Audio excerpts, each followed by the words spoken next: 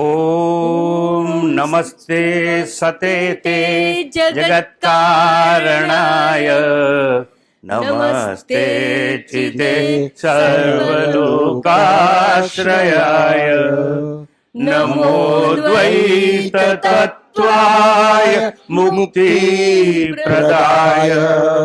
नमो ब्रह्मणे व्यापिने शाश्वताय नमस्ते नमस्ते विभो विश्वमूर्ते नमस्ते नमस्ते चिदानंद मूर्ते नमस्ते नमस्ते तपोयोगगम्य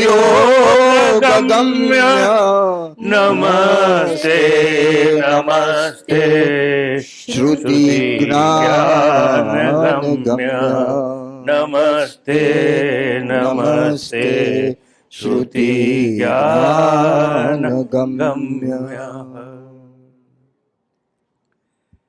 કઠોપનિષદ અધ્યાય 2 નો શુભારંભ કરવામાં આવે છે.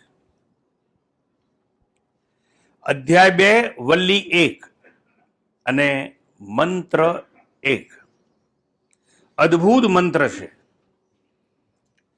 ઘણા બધા ક્લિષ્ટ અને અઘરા મંત્રોમાંનો આ એક મંત્ર છે.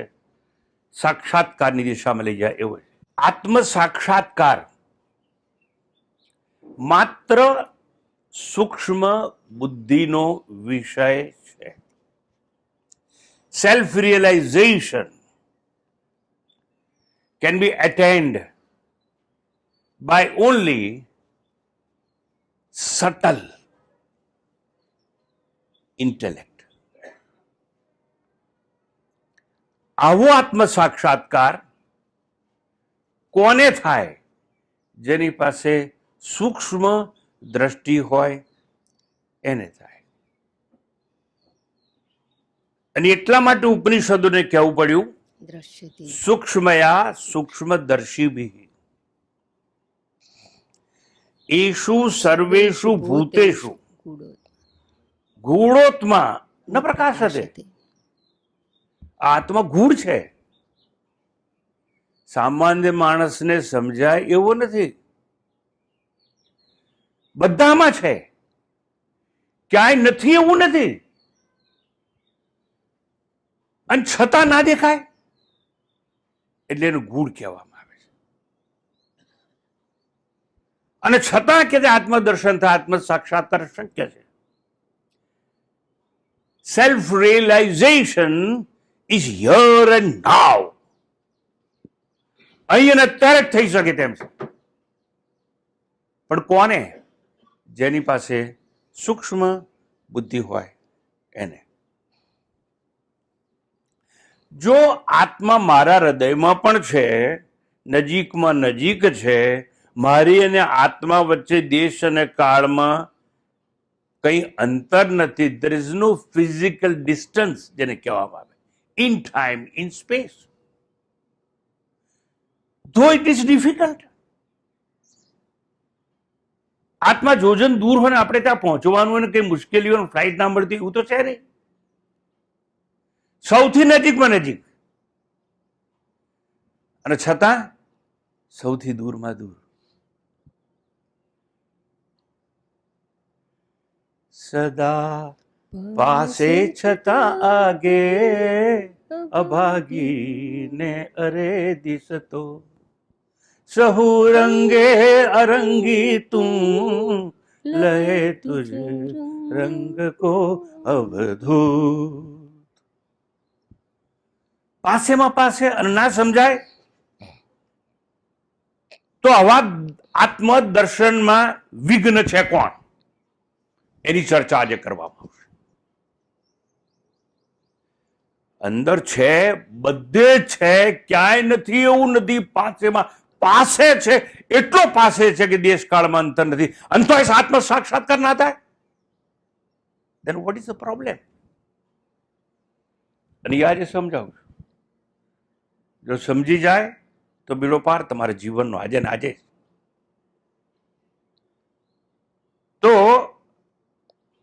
આવા પ્રશ્નોની ચર્ચા માટે અધ્યાય 2 નો શુભારંભ કરવામાં આવે. પહેલા અધ્યાયમાં આપણે વિઘ્નોને બધું સમજી ગયા હતા. હવે પ્રશ્ન એ છે,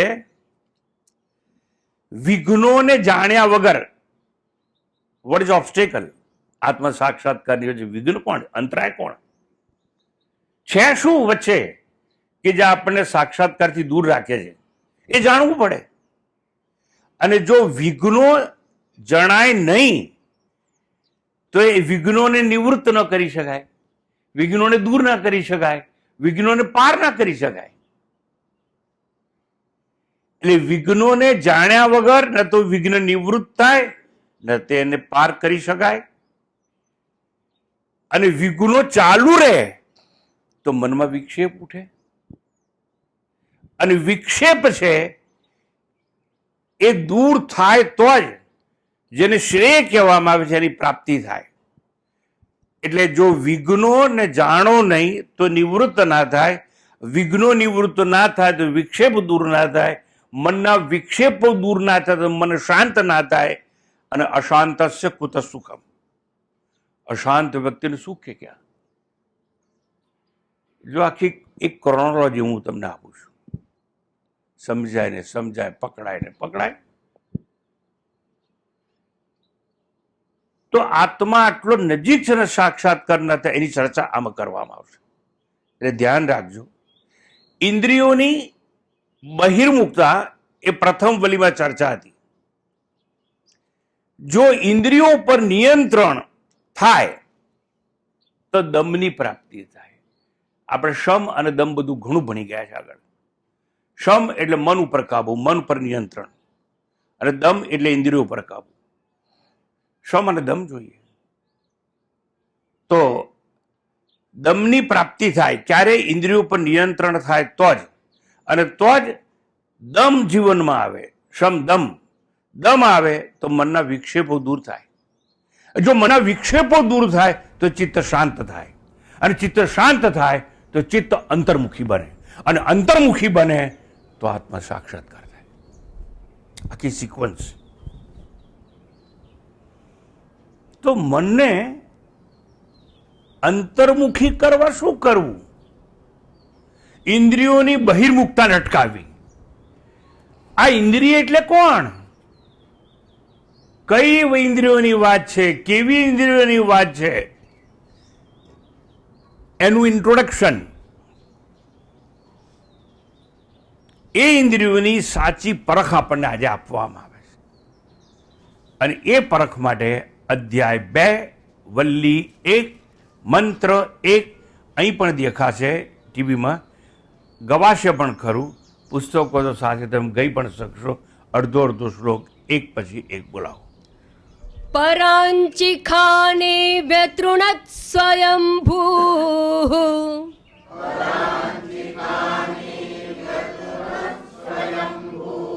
વન્સ અગેન. પરાંચિખાને વ્યતૃણત સ્વયંભૂ,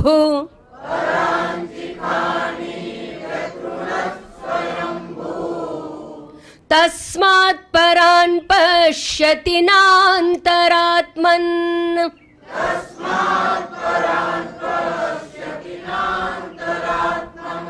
તસ્માત્ પરં પશ્યતિ નાંતરાત્મન.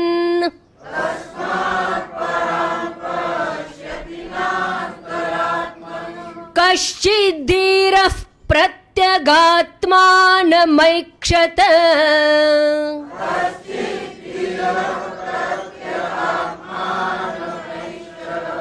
કશ્ચિદ્ધીરઃ પ્રત્યગાત્માનમૈક્ષત.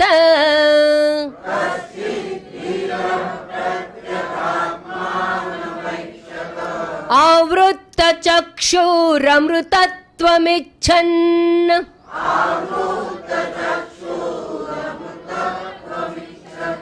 આવૃત્તચક્ષુરમૃતત્વમિચ્છन्.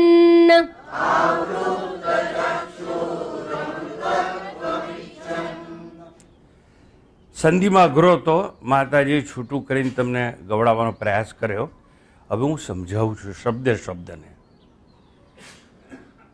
રીવા તટે બેસી અને પરમ સદભાગ્ય છે.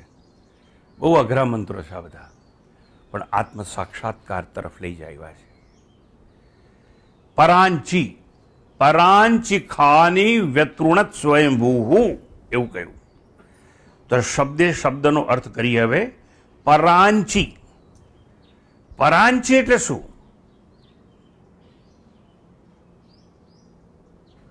દૂર જનારી. પણ કોને છોડીને? મને છોડીને, મારા આત્માને છોડીને. એટલે સ્વને છોડીને દૂર જનારી.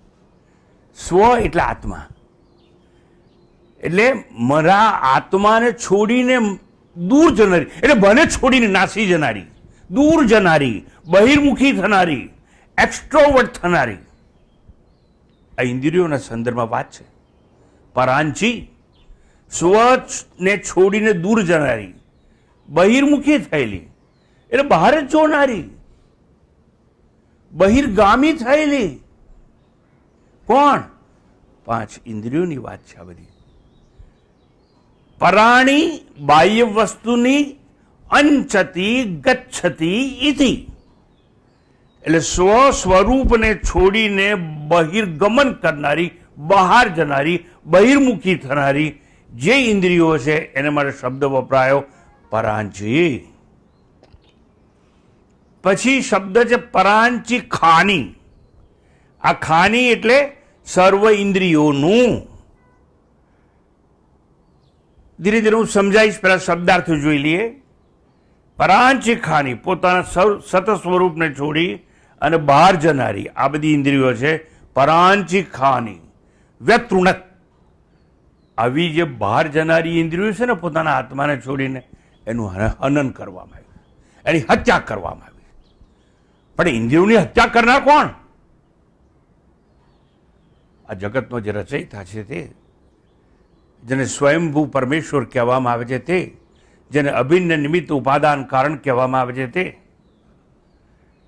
which is known as material and efficient cause for entire creation. એ પરમેશ્વર છે. એને જેવી રચના કરી કે બધી ઇન્દ્રિયો છે ને એને બહિર્ગામી કરી, બહાર જનારી કરી નાખી.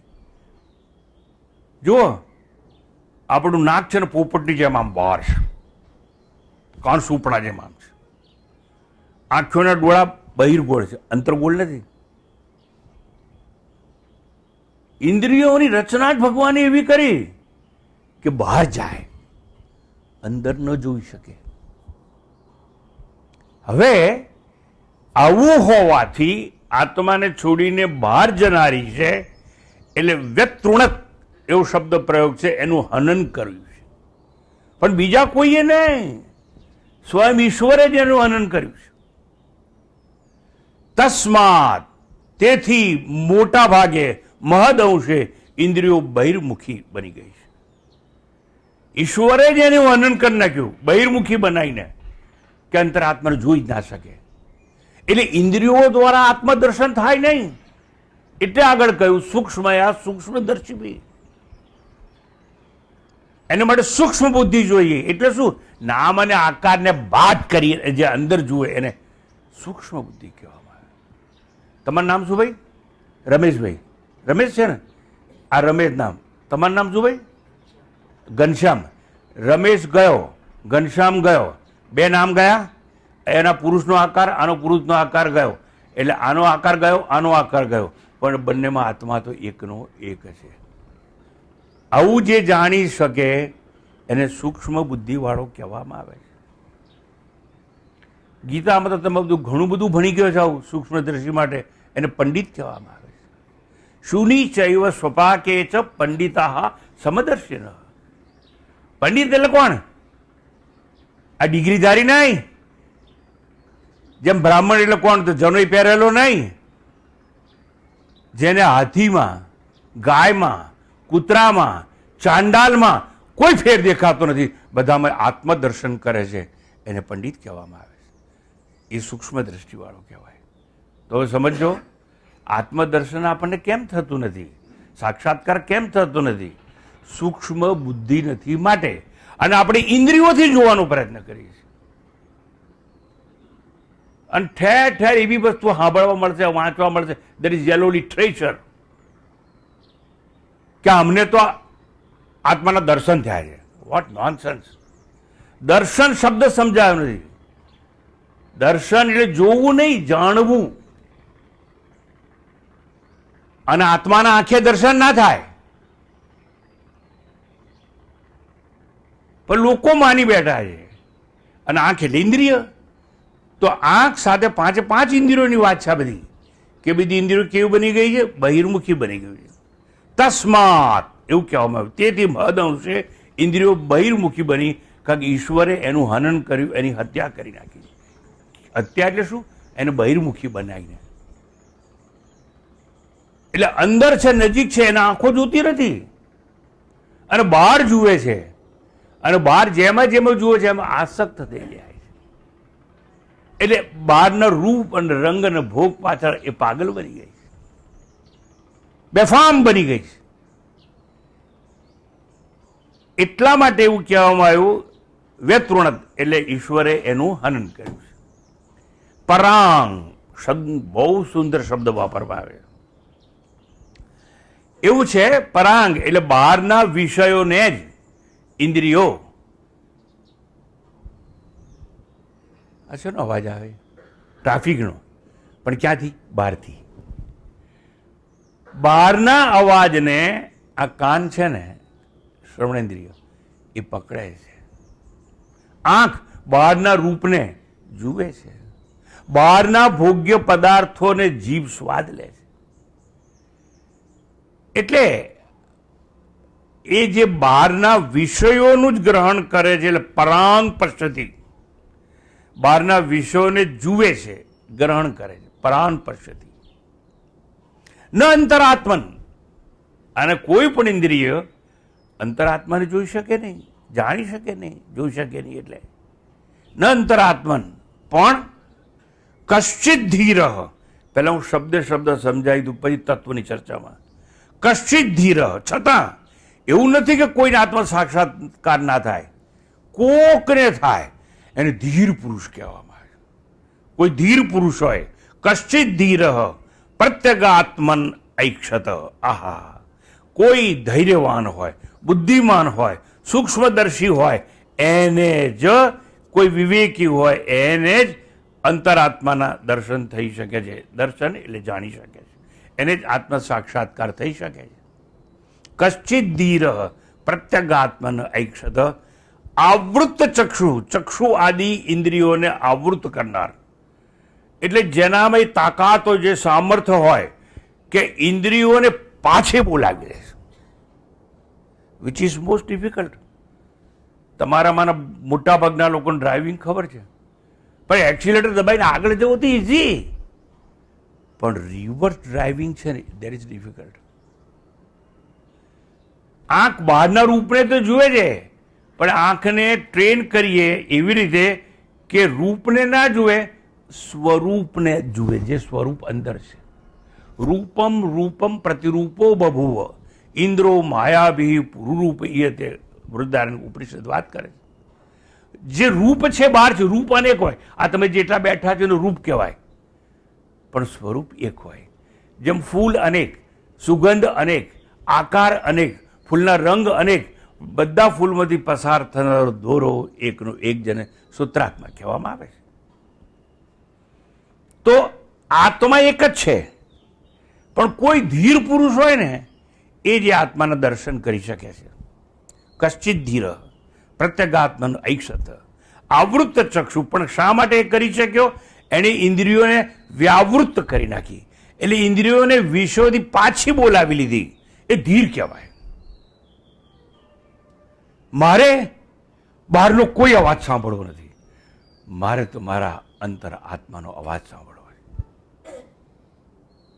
જે નાભીમાંથી ઓમ ઉઠે છે તે. આવો નિર્ણય કોઈ ધીર પુરુષ લઈ શકે. અને જો એ લઈ શકે, ઇન્દ્રિયોને વિષયોથી, શબ્દ સ્પર્શ રૂપ રસ અને ગંધ 5 વિષયો છે, એનાથી ઇન્દ્રિયોને પાછી બોલાવી લે, વિડ્રો કરી શકે, એટલે બહારનું કંઈ જુએ નહીં, બહારનું કંઈ સાંભળે નહીં, બહારના કોઈ ભોગનો સ્વાદ લે નહીં, બહારના કોઈ વિષયોને સ્પર્શ કરે નહીં, એવું કોઈ ધીર પુરુષ હોય તો શું થાય? અમૃતત્વમ ઈચ્છન, એ અમરતાને ઈચ્છનારો કોઈ ધીર પુરુષ જ અંતરાત્માને જાણી શકે છે. This is mere translation. આ શબ્દોનો અર્થ મેં તમને કહ્યો. હવે એનો ભાવાર્થ એકવાર કહી દઉં, પછી તત્વની ચર્ચા. સ્વયંભૂ પરમેશ્વરે ઇન્દ્રિયોને બહિર્મુખી બનાવી, જાણે કે માનવનું હનન કર્યું, ઇન્દ્રિયોની હત્યા કરી નાખી. તેથી ઇન્દ્રિયો એવી છે કે જીવ એવું કહે છે, જીવાત્મા, કે હું બુદ્ધિવાળો છું, આઈ એમ જીનિયસ. બુદ્ધિના સંદર્ભમાં એવું કહેવાયું, ચતુર છું, જ્ઞાની છું. એવી રીતે આપણે ઇન્દ્રિયોના અભિમાની બની ગયા. અરે ગમે એટલો દૂરનો અવાજ મને સંભળાય છે, હે આટલી મોટી ઉંમર છે, મને પેલા લેન્સ વગર ચશ્મા વગર દેખાય છે, વંચાય છે. એ તો આપણે ઇન્દ્રિયોના અભિમાની થઈ ગયા કહેવાય. તો ઈશ્વરે ઇન્દ્રિયોનું હનન કર્યું, તેથી ઇન્દ્રિયાભિમાની જીવ બહાર જુએ છે, બહિર્મુખી થઈ ગયો છે. અંતર્યામી જે આત્મા છે અંદર ભીતર, એને આપણે જોઈ શકતા નથી, જાણી શકતા નથી. કોક અમરતાની ઈચ્છાવાળા, જેણે ઇન્દ્રિયોને વિષયોથી વ્યાવૃત કરી, પાછી બોલાવી, વિડ્રો કરી છે, એવા કોઈ વિવેકી ધીર પુરુષ હોય એ જ આત્મદર્શન કે આત્મ સાક્ષાત્કાર કરી શકે છે. આ ભાષાંતર. હવે એક એક શબ્દની છણાવટ કરવામાં આવશે. શબ્દોની ભીતર છુપાયેલા અક્ષર સાથે હું તમારો સાક્ષાત્કાર કરાવવાનો પ્રયાસ કરું છું. શબ્દો તો બધાને વાંચતા આવડે, જોતા આવડે, પરખતા આવડે. શબ્દોની ભીતર જે છુપાયેલો છે એનું નામ અક્ષર છે, અવિનાશી છે, અને એ સ્વ એટલે મારું સ્વરૂપ છે. આ ભાષાંતર બાદ હવે એક એક શબ્દ લઈને હવે તત્વાર્થ પડીએ છીએ આપણે. પરાંચી, ખાની એટલે જે પર બહિર્મુખી થયેલી, બહિર્ગમન થયેલી છે, એવી જે સ્વાત્માને છોડીને બહાર વિષય ભ્રમણ કરનારી ઇન્દ્રિયો છે. આત્માને છોડી અને વિષયોમાં ભટકે છે જે, એવી છે. એના માટે શબ્દ પ્રયોગ છે પરાંચી, પર બહિર્મુખી, આત્માને છોડી વિષય ભ્રમણ કરનારી. જેટલા જેટલા વિષયો છે, શબ્દ, સ્પર્શ, રૂપ, રસ અને ગંધ, એ બધા આપણી બહાર છે, ભીતર કઈ નથી. અને ભીતર જે છે ને એ સાક્ષી છે. હું રૂપનો સાક્ષી, હું ગંધનો સાક્ષી, હું સ્વાદનો સાક્ષી, કે વિષય બહાર છે. અંદર તો એક જ છે જે સાક્ષી, જે વિટનેસ છે. કંઈ કરતો નથી, કંઈ કરાવતો નથી, સુખેથી રહે છે, શયન કરે છે એ આત્મા. હવે એ આત્માને છોડીને બહાર ગઈ છે બધી ઇન્દ્રિયો, એટલે વિષયાભિમાની થઈ ગઈ છે. યાદ રાખજો, વિષયો બહાર છે અને વિષયનો સાક્ષી છે એ ભીતર છે. આત્મા સ્વ છે અને બહિર્મુખી બનેલી છે ઇન્દ્રિયો, એટલે એને પરાંગ શબ્દ વાપરવામાં આવે છે. હવે જોજો, પર એટલે બીજે, પર એટલે બહાર, પર એટલે આત્માને છોડીને ગયેલી. આ પર શબ્દ છે ને એની જોડે ખાલી એક પર વત્તા મ જોડી દો તો પરમ થઈ જાય. એક વસ્તુ આ સમાજ ભૂલી ગયો, જેને જેને જ્યાં જ્યાં પરમ શબ્દનો પ્રયોગ કર્યો છે, યાદ નથી રહ્યું એ લોકોને. પરમ એટલે સાક્ષી કહેવાય, અને પર એટલે જે બહાર જગત છે તે કહેવાય. અને જેને માટે પરમ શબ્દ વપરાય એના દર્શન કોઈ દિવસ ના થાય. અને છતાં નહીં સમજુ લોકોએ આવા શબ્દોનો પ્રયોગ કરેલો છે. પર એટલે બહાર, વત્તા મ એટલે સાક્ષી, અને સાક્ષી એટલે ભીતર હોય તે, એના દર્શન કોઈ દિવસ ના થાય, કારણ કે સાક્ષી છે માટે. પરાંચિખાની એટલે બહિર્મુખી થયેલી, પરાંગમુખી કહેવાય, બહાર ગયેલી. પરાણી બાહ્ય વસ્તુની અંચતી ગચ્છતી ઇતિ પરાંગ મુખાની, જે બહિર્ગમન કરી ચૂકી છે, બહાર જઈ ચૂકી છે, જગતમાં બેસી ચૂકી છે, એને માટે શબ્દ વપરાય છે પરાંચી, એટલે પરા બહાર ગયેલી. એની સાથે અહીં શબ્દ જે પ્રયોગ છે પરાંચી ખાની, આ ખાની શબ્દ બહુ તત્વજ્ઞાનમાં મહત્વનો છે. ખાની એટલે ઇન્દ્રિયો, પણ ખ કેમ વાપરવામાં આવ્યો? ખાની, ક ખ ગ, એમાં આપણે કકો બોલીએ, એમાં ક પછી આવે છે ખ, આ બધા મૂળાક્ષર છે આપણા. એમાં જે ખ છે ને, એ ખ શબ્દ છે, એનો અર્થ છે છિદ્ર. ખ એટલે છિદ્ર.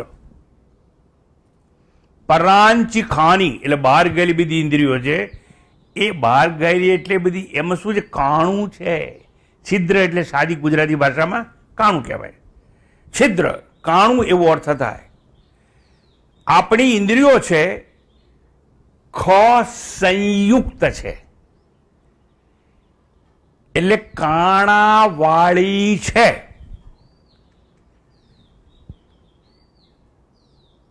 તમારે બેરાસ આવી જાય ને ડૉક્ટર પાસે જાઓ એટલે આમ કાનમાં નાખીને લાઇટ કરીને જોતો હોય, આ કાણું છે કે નહીં ગાડી છે?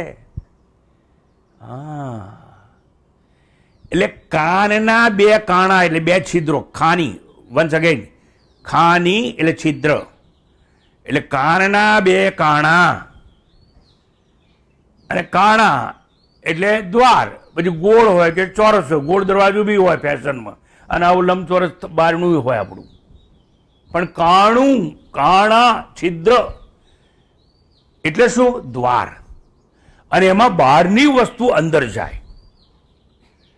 એટલે જે અવાજ બહારથી આવ્યો ને, પેલો ટ્રાફિકનો અવાજ છે, આ પક્ષીનો અવાજ છે, કોઈ સાયરન વાગ્યાનો અવાજ છે, પણ એ બહારથી આવ્યો, પણ આ બે કાણામાં ગયો, અને ત્યાં પછી આપણને અર્થઘટન થયું.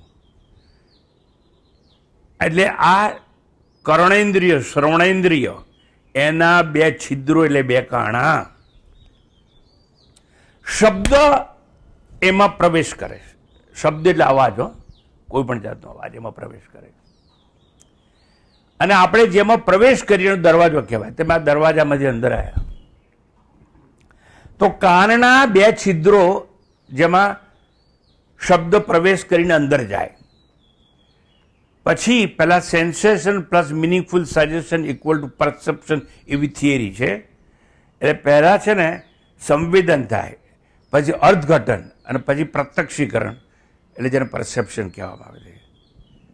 અવાજ શેનો છે? કંઈક અવાજ આવે છે, પછી ઓળખી પાડું, મોર છે, ચકલી છે, પ્લેન છે, એ પ્રત્યક્ષીકરણ કહેવાય. હું આગળ સમજાવું છું હવે ધીરે ધીરે. કાનના બે કાણા, અને કાણા એટલે પ્રવેશ દ્વાર. એટલે શબ્દો માટે આ કાન છે એ પ્રવેશ દ્વાર છે, અંદર જાય. એવી રીતે નાકના બે ફાડા એટલે બે કાણા, એટલે બે ને બે કેટલા થયા? 4. પછી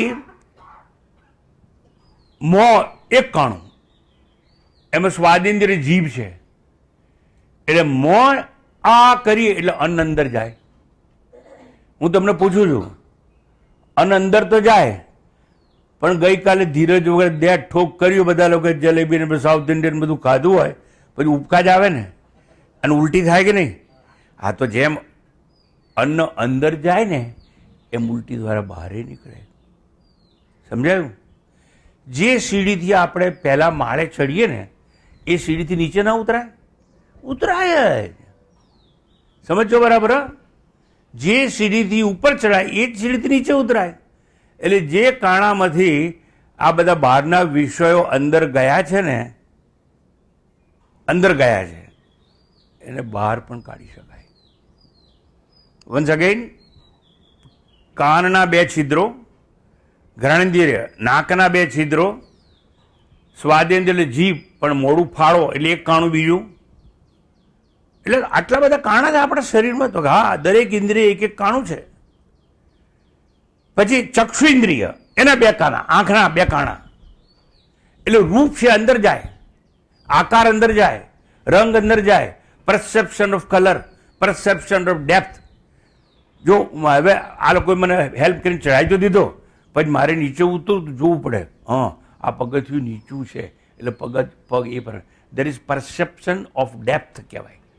નાનું બાળક હોય ને ઘણી નહીં ભાંકુડીએ ભરતું બધું પડી જાય છે.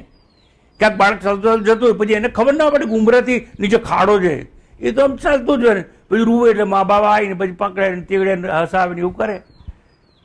એટલે એ વખતે નાનું બાળક હોય એના મસલ્સ એવા ટ્રેન થયા નથી કે ડેપ્થનું પરસેપ્શન કરી શકે, ઊંડાણનું, એટલે પડી જાય બાળક. હું તમને એટલું સમજાવવા માગું છું કે દરેક ઇન્દ્રિયોના બે બે કાણા.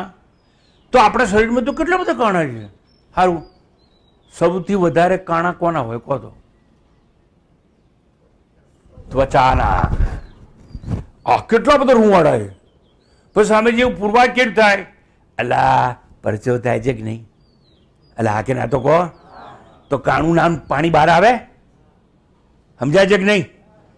એટલે જેટલા વાળ, જેટલા રૂંવાડા, એટલો બધો કાણા. એટલે આ ત્વક નામની જે ઇન્દ્રિય છે એમાં તો અનેક જાતના કાણા કાણા ને કાણા. બાપ રે બાપ! તમારા શરીરમાં આટલા બધા કાણા છે કે નહીં? હા કે ના કહો? તો ધારો કે તમને કોઈ એમ કે ને કે તું કાણીઓ છે તો ગભરાવાનું નહીં. કાણિયાનો બાપ છું, આટલા બધા કાણા વાળું છું. એનો માટે શબ્દ છે કાણું એટલે છિદ્ર, અને માટે સંસ્કૃતમાં છે ખાની. તો ટૂંકમાં આટલા બધા કામડા છે. સૌથી વધારે કાણા આપણી ચામડીમાં, એટલે ત્વક ઇન્દ્રિય, ત્વચા છે એમાં છે. સારું, આંખમાં કાણું છે કે નહીં? હા કે ના? પુરવાર કરો. નહીં, પુરવાર કરો. ડફોળ છો. Very correct. આંસુ આવે છે ને, તો આંસુ કેવી રીતે આવ્યા જો કાણું ના હોત તો?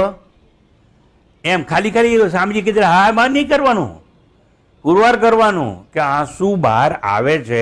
જો કાણું ના હોત તો એ પાણી બહાર આવે નહીં, અને પરસેવો એ બહાર આવે છે. એટલે કાણિયા કહે તો ડરવાનું નહીં. કાણિયાનો બાપ છું, તારું શું જાય છે? પણ હું ધીર છું, આત્માનો ઓળખનાર છું, તો બેડો પાર. તો જુઓ, ધીરે ધીરે હું તમને તત્વજ્ઞાનની પરાકાષ્ઠાના દર્શન કરવા લઈ જાઉં છું, પણ હું બેકગ્રાઉન્ડ તૈયાર કરું છું, પાર્શ્વ ભૂમિકા.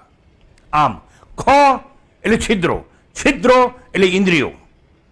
જે છિદ્રોથી વિષયોનો ઇન્દ્રિયોમાં પ્રવેશ થાય, આવા છિદ્રો ઇન્દ્રિયોને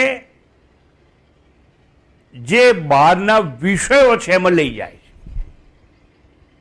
આપણી ઇન્દ્રિયોને આ છિદ્ર દ્વારા જગતના વિષયોમાં લઈ જાય છે. આંખ નક્કી કરે, વોટ અ હેન્ડસમ, છોકરીઓ કે અને છોકરાઓ કે વોટ અ બ્યુટી. હે હેન્ડસમ એન્ડ બ્યુટીફુલ એ રૂપ છે, પણ એ તો બહાર છે ને. પણ દર્શન કોણે કર્યા? બે છિદ્રોએ, એટલે આંખ નામની ઇન્દ્રિય.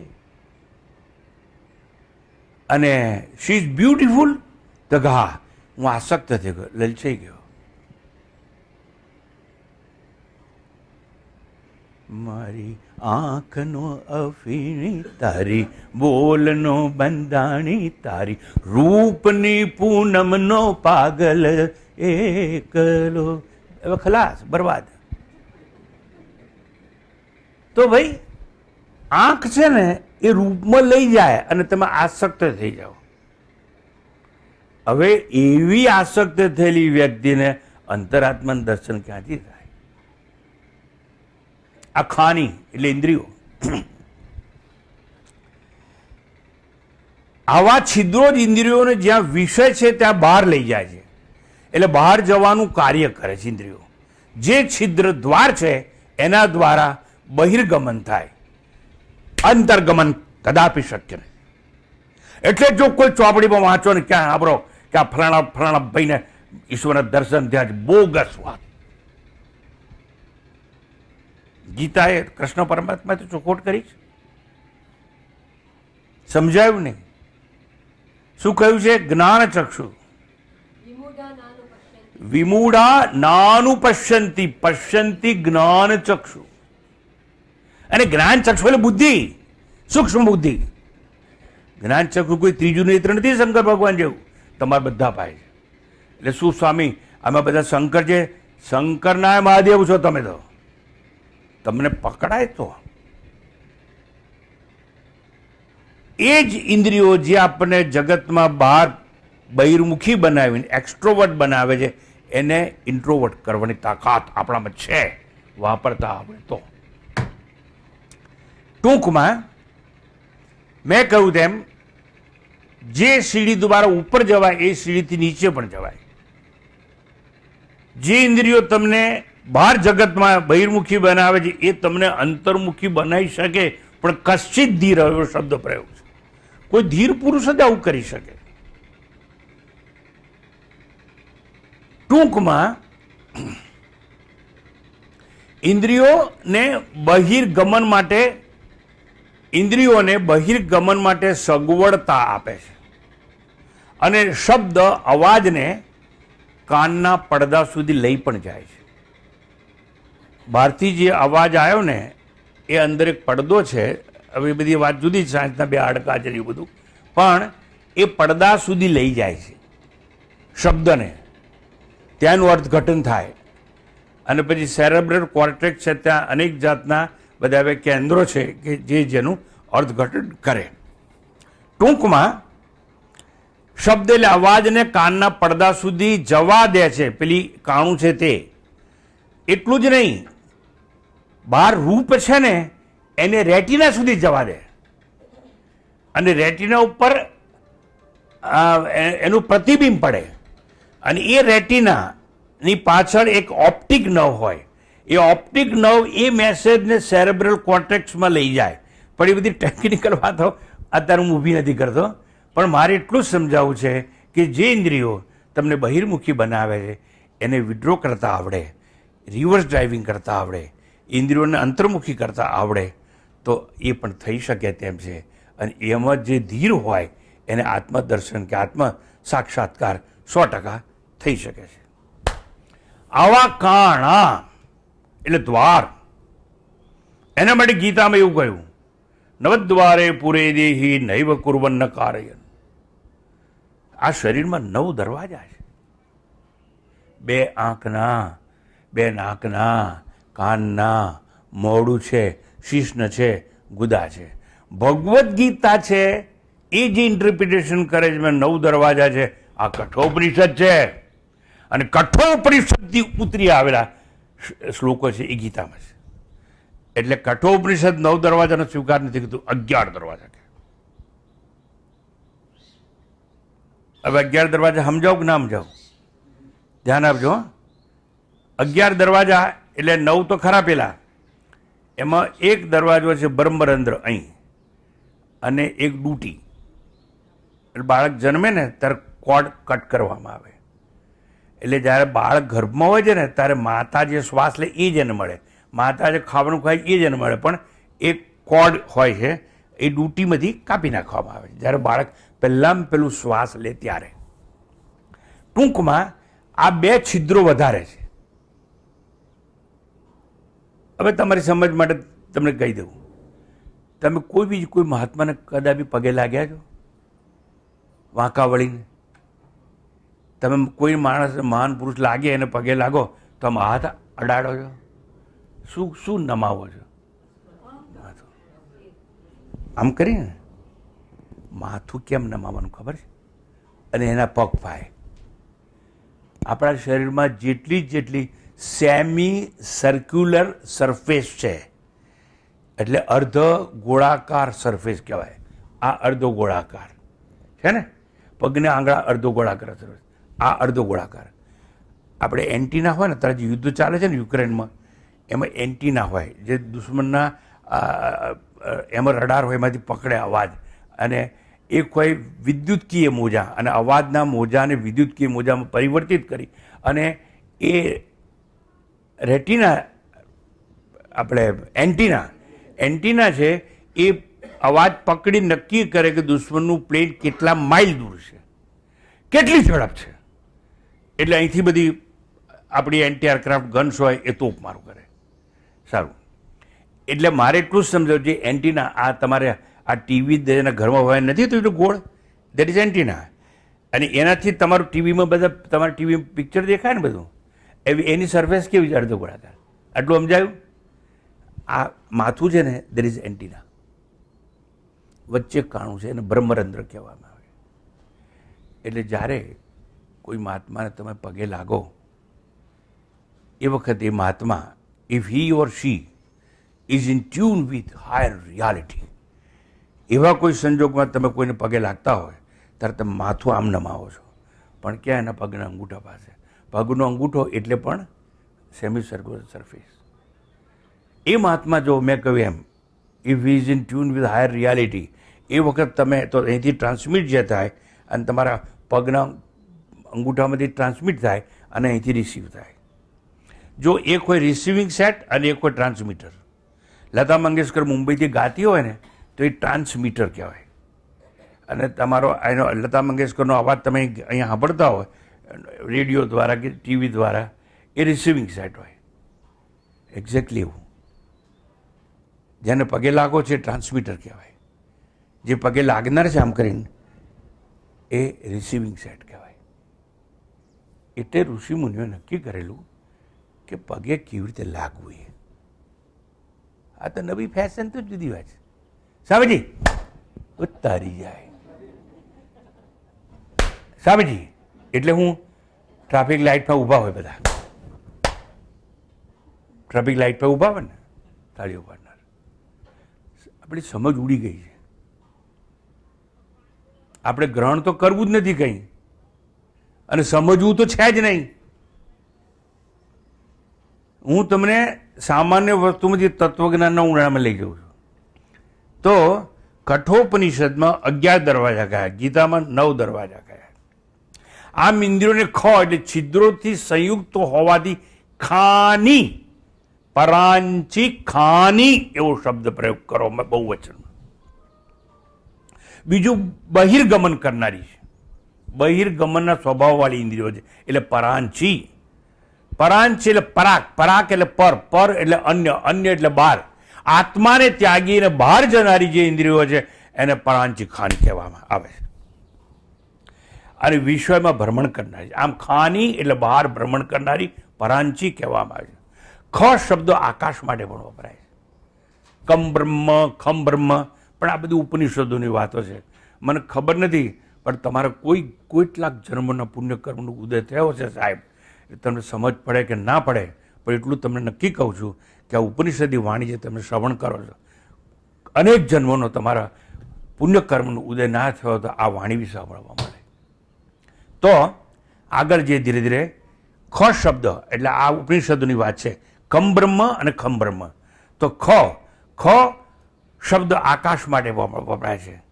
અને હવે તમને કહું, બરોબર સાંભળે છો, હું જોર જોરથી બોલું છું, માઇકની સગવડતા છે, સ્પીકર છે, એટલે તમે સાંભળી શકો છો કે તમારે કાન છે એટલે સાંભળી શકો છો? My question. તમારે કાન છે એટલે મને સાંભળી શકો છો કે હું જોર જોરથી ઘાંટા પાડીને બોલું છું અને માઇક અને સ્પીકરની વ્યવસ્થા છે એટલે તમે સાંભળી શકો છો? બંને ખોટું. વચ્ચે આકાશ છે, અને આકાશ છે મીડિયા છે. તમારી ને મારી વચ્ચે આકાશ ના હોય તો શબ્દો ટ્રાવેલ ના કરી શકે. આ તમે બધું વિજ્ઞાનમાં ભણી ગયા છો, મારે તો ખાલી સંકેત આપવાનો છે. તમને નથી આવડતું નથી એવું નથી, તમને ખબર નથી એવું નથી, હું માત્ર યાદ કરાવવાનું કામ કરું છું. હું કોણ તમારું અજ્ઞાન દૂર કરનારો? એટલે તમને સમજાવું છું. ખ એટલે આકાશ, અને આકાશ એ મીડિયા છે. એટલે આપણે સ્કૂલમાં જ્યારે ભણતા હતા ત્યારે ટીચર આવે સાયન્સના, અને પછી કાચનો જાર હોય એમાં ઇલેક્ટ્રિક ઘંટડી મૂકેલી હોય છે, ખબર છે? અને પેલામાં વેક્યુમ હોય, પછી આમ દબાવે ને તો અવાજ બહાર ના આવે, કારણ કે આ વેક્યુમ કાઢી લેવામાં આવે છે. ખ્યાલ આવે છે ને? એવો એક પ્રયોગ આવતો હતો નિશાળમાં ભણતા ત્યારે સ્કૂલમાં. ઓકે, તો આકાશ એ માધ્યમ છે, મીડિયા છે, શબ્દના અવાજના વહન માટેનું. અવાજ એટલે શબ્દ એ આકાશનો ગુણ છે. દરેકના કોઈ ને કોઈ પંચમહાભૂતમાંથી આપણું શરીર બન્યું. આકાશ છે, વાયુ છે, પૃથ્વી છે, આ બધા પંચમહાભૂત છે ને, એનું એક એક ગુણ હોય. એમાં આકાશનો ગુણ છે શબ્દ. એટલે શબ્દ છે એનું વહન કરવા માટે આકાશ જેવું માધ્યમ જરૂરી છે. એ ના હોય તો શ્રવણેન્દ્રિય કાન હોય છતાં તમે બેરા હો. શંકરાચાર્ય બહુ સરસ વાત કરે છે. ખાની તદ ઉપલક્ષિતાની શ્રોતાદિની ઇન્દ્રિયાણી ખાની ઇતિ ઉચ્યંતે. એટલે છિદ્ર ઉપલક્ષિત શ્રોત્રાદિ ઇન્દ્રિયોને ખાની કહેવામાં આવે છે. આ સંસ્કૃત છે, પણ હું સરળતાથી તમને સમજાવવાનો મેં પ્રયાસ કર્યો. તો ધીરે ધીરે હું સમજાવું છું કે દરેક આ પંચમહાભૂત છે, જેમાંથી આપણું આ શરીર બન્યું છે, પંચમહાભૂતનું શરીર, એવા દરેક એક એક ભૂતનો એક એક ધર્મ હોય, એક એક ગુણ હોય. આમ પરાંચી ખાનીનો તત્વાર્થ એટલો જ છે કે જ્ઞાનેન્દ્રિયો બહિર્મુખી થઈ ચૂકી છે. તો જ્ઞાનેન્દ્રિયોને બહિર્મુખી બનાવી કોણે? ઈશ્વરે રચના એવી કરી. જો એને પહેલાથી અંતર્મુખી બનાવી દીધી હોત તો તમને બધાને સાક્ષાત્કાર થઈ ગયો હોત તો મારી દુકાન તો બંધ જ થઈ જાય ને. અહીં કામ આવો તમે? મારે તો બહાર બોર્ડ મારવું પડે, બેકાર એવું. પણ ઇન્દ્રિયોને બહિર્મુખી બનાવી દીધી. એટલે તમારે સાધના કરવી પડે, એટલે તમારે સમજવું પડે, એટલા માટે તમારે શ્રવણ કરવું પડે, એટલા માટે તમારે નિધિધ્યાસન કરવું પડે અને શીખવું પડે કે આ ઇન્દ્રિયોને અંતર્મુખી કેવી રીતે કરવી. એટલે રિવર્સ ડ્રાઇવિંગ કેવી રીતે કરવું. ગુજરાતવાળાની વાત નથી કરતો. કોઈ હારી જાય કે શીખ્યા હોય ડ્રાઇવિંગ તો એને ગુજરાતવાળો છે ને, જ્યારે રિવર્સ ગાડી લેવાની ત્યારે મોડું આમ બહાર કાઢે. ડભોરભાઈ, આ સામેલા કાચમાં જોવાનું, આ બહારના કાચમાં જોવાનું, આ કાચમાં જોવાનું. જે લોકો અહીં શીખ્યા ને આડેધડ, એ લોકો આ મોડું બહાર કાઢે. સારું. જો રિવર્સ ડ્રાઇવિંગ એટલે ઇન્દ્રિયોને રૂપમાંથી પાછી બોલાવી લેવાની. કાન છે એને સંગીતમાંથી. અમારું જુદું. અમારા જમાનામાં છે ને એક બિનાકા ગીતમાલા આવતી હતી. પછી એમ કે છેલ્લું ટોપમાં કયું ગીત આવે છે એવું હતું. એટલે હા, એટલે સિલોનથી આવતું હતું એવું, રેડિયો સિલોન. એટલે બહારના જે બધા વિષયો છે એનાથી ઇન્દ્રિયોને પાછી બોલે. રૂપમાંથી આંખને પાછી બોલાવો, સંગીતમાંથી શબ્દમાંથી કાનને પાછા બોલાવો. અને આ ભોગ્ય પદાર્થો છે ને બધા જાત જાતના, અને ટીવીમાં એક શો આવે છે રાંધવાનો પાછો, એટલે એ બધામાંથી જીભને પાછી બોલાવી લો. અને વિડ્રો કરતા આવડે તો ઇન્દ્રિયો અંતર્મુખી થઈ શકે તેમ છે. પણ શબ્દ પ્રવચે કશ્ચિત ધીર, કોઈ ધીર પુરુષ હોય એટલે હું તમને ધીર બનાવવા માંગુ છું. અધીરા તો તમે છો જ. હું શું પ્રયત્ન કરું? ધીર પુરુષ બનાવવાનો પ્રયાસ ચાલે છે. તો કોઈ પણ પદાર્થ, આ જેમ કહ્યું આકાશનો ગુણધર્મ છે કે આકાશ એ મીડિયા છે, એ શબ્દ એનો ગુણધર્મ. એવી રીતે દરેકનો ગુણધર્મો છે ભાઈ.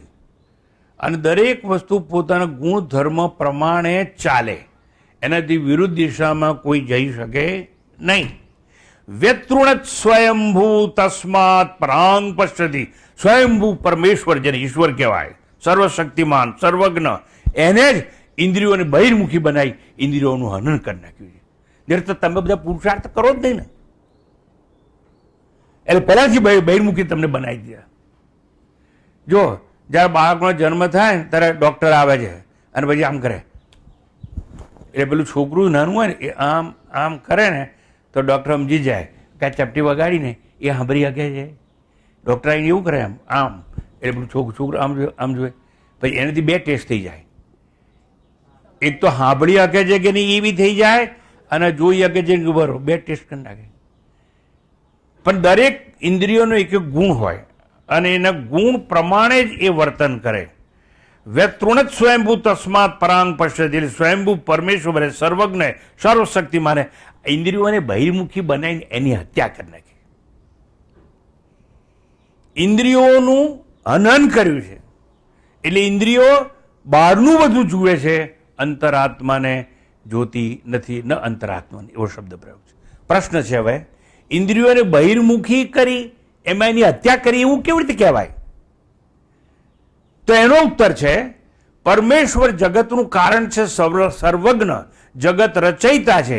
તેથી પરમેશ્વરે દરેક પ્રાણી પદાર્થને વિશેષ સ્વભાવ અને ગુણધર્મ પ્રદાન કર્યા છે. એટલે ઇન્દ્રિયોનો ગુણધર્મ છે બહિર્મુખી બનવું. હવે અંતર્મુખી ના બની શકે. ઈશ્વરે નક્કી કર્યું આવું તમારી પાસે પુરુષાર્થ કરાવવા માટે. નહીતર તો તમે ધર્મ અર્થ અને કામમાં પડ્યા રહો. પણ પરમ પુરુષાર્થ મોક્ષ માટે પ્રયત્ન કરવો પડે.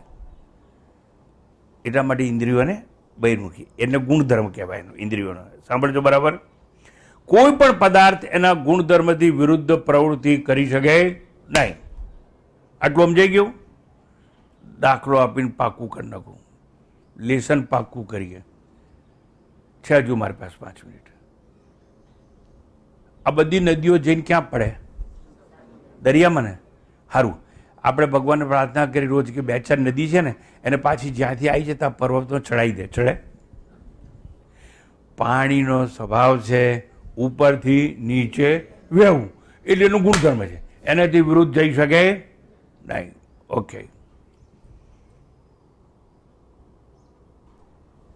તમે સૂર્ય ભગવાન સામે લઈને હમણે 2 તારીખે શિબિર શરૂ થશે, એમાં સમજાવવામાં આવશે બધું. જ્યારે સૂર્ય નમસ્કાર અને બધા મંત્રો બોલાવીશું ત્યારે સૂર્ય ભગવાન મને એક જ વસ્તુ સમજાતી નથી, અંધારા વિશે કંઈક તમે કોને? લોર્ડ સન શું કે ખબર છે? I don't know what is darkness. I have no relation with darkness. સૂર્યમાં અંધારું હોય નહીં, કારણ કે પ્રકાશ આપવો એ સૂર્યનો ગુણધર્મ છે. અને કોઈ પણ વસ્તુ પોતાના ગુણધર્મથી વિરુદ્ધ દિશામાં જઈ શકે નહીં. અરે સૂર્ય તો ભગવાન જુઠ્ઠું બોલે છે. અમારે ત્યાં રાત થાય છે ને. અરે રાત તારી પૃથ્વી પર થાય ડપોર. સૂર્યમાં રાત નથી થતી. તો ભગવાન રાત હું કામ બનાવી? તારા મંડળ હળગાવા. રાત હું કામ બનાવી એમ સમજી. રાત ના આવે તો પર અમારા મોબાઈલમાં પાછળ લાઇટ હોય ને એનો ઉપયોગ કેવી રીતે કરીએ? એટલે આ સૂર્યમાં રાત ના હોય એનો ગુણધર્મ સ્વભાવની વિરુદ્ધ વાત છે. હમણાં અહીંયા યજ્ઞ થતો હતો અને બધા અગ્નિ પ્રગટેલો તો બધા ઘી નાખે ને બધું નાખે ને સ્વાહ સ્વાહ કરે. એટલે કોઈને કહે તું ઘી હું કામ નાખ, તારો હાથ જ નાખે. હાથ અંદર અગ્નિમાં નાખીને ત્યાં હાથ કલાક સુધી રહેવા દે. કેમ? અગ્નિ તો બહુ ઠંડો હોય. ઠંડો હોય એ અગ્નિના સ્વભાવની વિરુદ્ધની વાત છે. અગ્નિ હંમેશા ગરમી પ્રદાન કરે. આમ બરફને અડતા નહીં, હવે હાથ પાછો ખેંચી લે નહીં. બરફને અડવાથી ફૂલો ના પડે, દાજી ના જવાય. કારણ બરફનો સ્વભાવ છે ઠંડકતા પ્રદાન કરવી. એવી રીતે આ તમારું શરીર છે એનો ગુણધર્મ છે. હા, એટલે મૃત્યુની ગોદમાં વિરામ લેવો અને જન્મવું માના ગર્ભથી. ગર્ભ અને સ્મશાન, સ્મશાન અને ગર્ભ આ એક જ રસ્તો શરીરને ખબર છે. એટલા માટે ગીતાને કહેવું પડ્યું જાતસ્ય હિ ધ્રુવો મૃત્યુ ધ્રુવમ જન્મ મૃત્યસ્ય ચ. જે જન્મે છે એનું મોત નિશ્ચિત છે અને જે મરે છે ને એનો પુનર્જન્મ નિશ્ચિત છે. એટલે શરીરથી કોઈ દાડો અમર થવાય નહીં. અમર થયું છે, અમર થયું, દીકરી પડ્યા છે. અને અમુક સંપ્રદાય અમુક એવું કહે come to me I can give salvation, Christianity કે. અને બીજા લોકો કહે છે એવી રીતે આઈએ અલ્લાહ કે પાસ. એક જ હિન્દુ ધર્મ છે કે જેમાં થિયરી ઓફ રીઇન્કાર્નેશન એટલે પુનર્જન્મનો સિદ્ધાંત છે આપણી પાસે. નહીતર આપણે અનેક પ્રશ્નોના ઉત્તર આપી શકીએ નહીં. પણ પુનર્જન્મમાં આપણે માનીએ છીએ માટે અનેક પ્રશ્નોના. નહીતર આપણે કહીએ ભગવાન બધાનો બાપ છે, હા બધાનો બાપ છે. ભગવાન એટલે ઈશ્વર, તો કે ઈશ્વર એટલે ઈશ્વર. અને આપણે બધાના સંતાનો કહેવાય. હા, જો આપણે બધા જના સંતાનો કહેવાય તો એક ઝૂંપડાપટ્ટીમાં કેમ જન્મે છે અને લક્ષાધિપતિ ત્યાં કેમ જન્મે? ભગવાન અન્યાય કેમ કરે? ભગવાન એટલે ઈશ્વર તો મોટો મોટો ન્યાયાધીશ છે. તો કે દરેકને એના પુણ્ય અને પાપ જે કર્મો હોય એ પ્રમાણે ફળ મળે. હિન્દુ ધર્મ સિવાય કોઈ શીખવાડી નહીં શકે.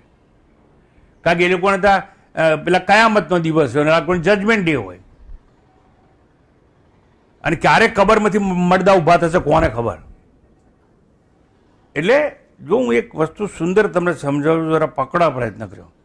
મારે આ બધી વાતો કરીને તમને સમજાવવું શું છે, કોઈ પણ પદાર્થ પોતાના ગુણધર્મથી વિરુદ્ધ દિશામાં જઈ શકે નહીં. આટલું સમજી ગયા? સમજી ગયા કે નહીં? તો હવે કહી દઉં, ઇન્દ્રિયોનો ધર્મ છે બહિર્ગમન કરવું. એટલે ઇન્દ્રિયોને અંતરાત્મામાં પાછી બોલાવી શકવી અઘરું કામ છે. It is difficult but not impossible. એટલે ટૂંકમાં ઇન્દ્રિયોને પહેલેથી જ ઈશ્વરે બહિર્મુખી બનાવી દીધી, અને એટલા માટે આપણે પ્રયત્ન કરવાનો, રૂપથી પાછા આવવાનું, સંગીત અને શબ્દથી પાછા આવવાનું. ઇન્દ્રિયો છે ને એના ભોગ પદાર્થો બહાર છે, પણ પાછા ઇન્દ્રિયોને પાછી બોલાવી લેવાની, તો મન શાંત થાય, મન શુદ્ધ થાય, વિક્ષેપો દૂર થાય. અને શાંત શુદ્ધ નિર્મળ મન હોય અને એમાં સૂક્ષ્મ બુદ્ધિ હોય તો એવા મનથી પણ સાક્ષાત્કાર થાય. મનસા એવ ઇદમ આપતવ્યમ. અને સૂક્ષ્મયા સૂક્ષ્મદર્શિવી, એટલે સૂક્ષ્મ બુદ્ધિ હોય એના દ્વારા પણ સાક્ષાત્કાર શક્ય છે. પણ એટલું સમજી લેજો કે ઇન્દ્રિયો પણ પોતાના ગુણધર્મથી વિરુદ્ધ દિશામાં જઈ શકે નહીં. આંખથી આત્મદર્શન ના થાય. અને કેટલા લોકો મને આવીને ક્યાં રાત તો ઊંઘતો હતો અને પછી ભગવાન આવીને મને આમ કંઈ કહ્યું, નવરો છે ભગવાન તારું સરનામું ઉદીને તારા ઘેર આવે, અને કે મેં સાંભળ્યું. જો આંખથી ઈશ્વર દર્શન ના થાય તો કાનથી અવાજ સંભળાય નહીં, કારણ કે એના ગુણધર્મથી વિરુદ્ધ દિશામાં એ જઈ શકે નહીં. પણ આપણા સમાજમાં આવી બધી વાતો ખૂબ ખૂબ પ્રચલિત છે, માટે મારે આવી ચોખવટ કરવી પડે છે. ઇન્દ્રિયોનો સ્વભાવને ધર્મ છે બહિર્મુખી, એટલે એ લોકો અંતર્મુખી થઈ શકે નહીં અને આત્મા દર્શન કરી શકે નહીં. ઇન્દ્રિયો બહાર જ જોઈ શકે, જગતના વિષયોને જ જાણી શકે, દેહની ભીતર જે અંતરાત્મા છે એનું દર્શન એને થાય નહીં. એટલા માટે કહ્યું ગીતાના 18મા અધ્યાયમાં, ઈશ્વર સર્વભૂતાનામ, છે તો બધામાં, પણ તમે બહિર્મુખી બની ચૂક્યા છો એટલે આત્મદર્શન શક્ય બની શકે નહીં. આમ સ્વયંભૂ પરમેશ્વર રચિત પ્રત્યેક પ્રાણી કે પદાર્થ સ્વયંના ગુણધર્મ પ્રમાણે જ પ્રવૃત્તિ કરી શકે તેવી નિશ્ચિત નિયતિ છે, ઐશ્વર્ય યોજના છે, જેમાં પરિવર્તનને કોઈ અવકાશ નથી. આમ ઈશ્વરની પરમેશ્વરની યોજનાને અધીન થઈ ઇન્દ્રિયો એટલે ખાની ઇન્દ્રિયોને એણે બહિર્મુખી થવાની રજા આપી છે. જો સાહેબ ઇન્દ્રિયોને બહિર્મુખી ના બનાવી હોત ને તો તમે રૂપનું દર્શન કેવી રીતે કરે છે? તમે બહારના પદાર્થોને ભોગવે કેવી રીતે? જો તમને બહાર આ સ્ત્રી દેખાય નહીં તો તમારા લગ્ન યોજાય કઈ રીતે? જો આવું બધું કરી તમને પેલા ગુમનામ કરી બરબાદ કરી અને આબાદીનો રસ્તો બતાવો ઈશ્વરનું કર્તવ્ય છે. એટલા માટે ઇન્દ્રિયોને બહિર્મુખી બનાવી, બહિર્મુખી થવાની ઈશ્વરે ઇન્દ્રિયોને રજા આપી છે, મંજૂરી આપી. એટલું જ નહીં, ઇન્દ્રિયોને બહાર જોઈ અને વિષય ભોગ માટે ફરજ પાડવામાં આવે છે. ઇન્દ્રિયો અંતર્મુખી ન થઈ શકે, અંતરાત્માનું દર્શન ન કરી શકે, અત્રે અંતરાત્માના દર્શનથી વંચિત રહેવું એ એનો સ્વભાવ છે. એવું છે માટે એવું કહેવામાં આવ્યું કે ઈશ્વરે હનન કર્યું છે. હવે સમજો, એ તો સમજાશે નહીં. ઈશ્વરે હનન કર્યું, હનન કર્યું, હનન કર્યું એટલે શું? એને બહિર્મુખી બનાવી, એ જ એને હનન કર્યું કહેવાય. આમ ઇન્દ્રિયો જડ છે અને ઇન્દ્રિયો પોતે જડ છે અને એનો સાક્ષી છે ને એ આત્મા ચેતન છે. ઇન્દ્રિયો જડ છે એટલે જડ જગતમાં બહાર ફરે છે. એટલે પરમાત્માને, ચેતન પરમાત્માને નહીં જાણનારી ઇન્દ્રિયો જીવતી છે છતાં મરેલી છે. ઇન્દ્રિયો જીવતી છે છતાં મરેલી, કારણ કે પરમાત્માનું દર્શન ના કરે એ બધા મરેલા જ કહેવાય.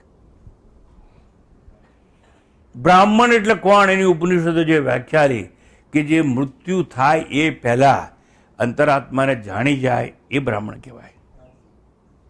આવું ગાર્ગીને ઉપદેશ આપવામાં આવે છે. ટૂંકમાં સમયના અભાવે મારે પૂરું કરવું પડે છે, એટલે શ્રુતિ જણાવે છે કે ન અંતરાત્માને આ શબ્દ પ્રયોગ આવ્યા. આપણી ઇન્દ્રિયો છે એ અંતરાત્માને જાણી શકે નહીં. બહિર્મુખી હોવાથી અંતરાત્માને જાણી શકે નહીં. એટલે ઉપનિષદો કહ્યું યતો વાચો નિવર્તન્તે અપ્રાપ્ય મનસા સ. આંખ, નાક, બધી ઇન્દ્રિયો, મન, બુદ્ધિ આ બધાય આત્માને સ્પર્શ કર્યા વિના ત્યાંથી પાછી ફરે છે.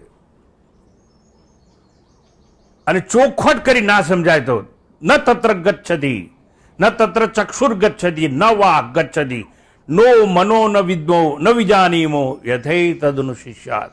આચાર્ય ઉપદેશ આપે ને તોય સમજાય નહીં.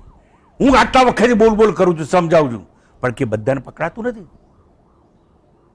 સમજાય છે? પકડાય કોને? જે અંતર્મુખી બની શક્યો હોય તેને. એટલે કહ્યું કશ્ચિત ધીર, કોઈ ધીરજ એને જાણી શકે છે. અને એ સંદર્ભમાં ફરી જ્યારે મળીએ ત્યારે ચૂક્યા વગર આવશો તો આ વાત આપણી આગળ ચાલશે અને યથાશક્તિ હું તમને સમજાવવાનો પ્રયત્ન કરતો રહીશ. એટલે શાંતિપાઠ કરીએ અને ઈશ્વરની યોજના પ્રમાણે આને બત્તી ગુલ કરી એટલે પણ આપણે શાંતિપાઠ કરવો પડે.